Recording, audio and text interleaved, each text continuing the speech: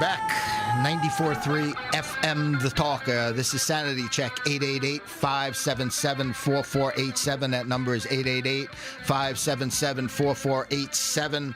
Michael, the couple weeks ago, we had Frank from Old Forge on, and certainly we brought up the point of, when do you take up arms? When do you finally say enough is enough? We certainly talk about the 3%ers, people that they figure, if things do get upside down here, maybe 3% of the people will actually stand up and do something.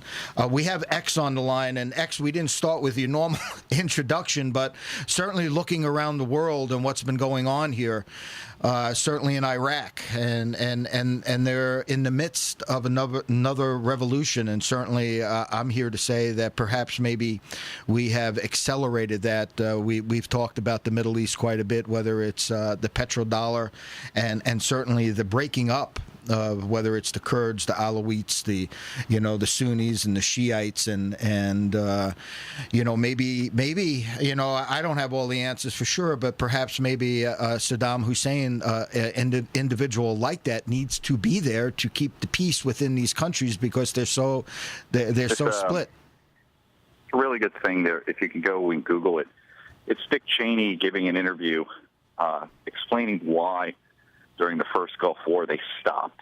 They did not go further in and go right to Baghdad. And he gives this argument about how, if they had taken over, the whole country is, obviously thrown together because of the British for their oil interests. That's correct. And you have so many different ethnic groups and so forth within there that they would basically splinter, fragment, and eventually they would lead to a civil war.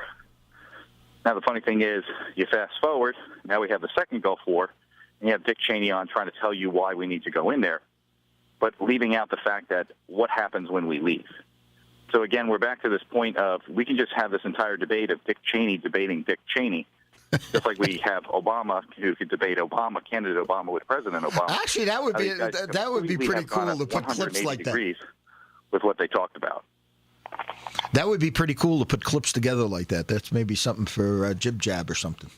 But nonetheless, when we look at what's happening there, and certainly we have reported, and we did some of our own reporting about the Christians in Syria, about what was going on there, and the factions that are fighting, and then we looked at Assad, and folks, if you remember that story, the largest Christian Syrian community in the United States is right here down the block from us, down in Allentown, and we went down and we did some investigative reporting. And it opened up my eyes. I mean, when we talked about what Assad, Christians felt safe in Assad's country, in Syria.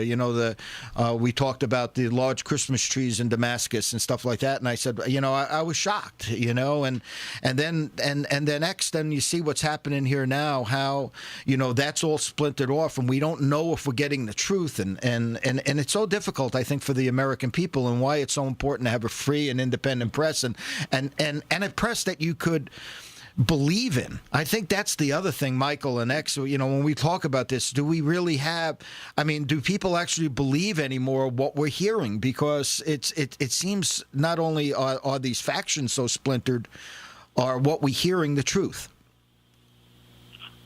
X, Michael? I'll just go with, this is a colossal failure of the intelligence community. If we're to believe that these rebels, now remember, this isn't a group of 20 people taking over a bus terminal. Okay, we're talking about people taking over cities, for crying out loud. This involves a lot of men and a lot of equipment.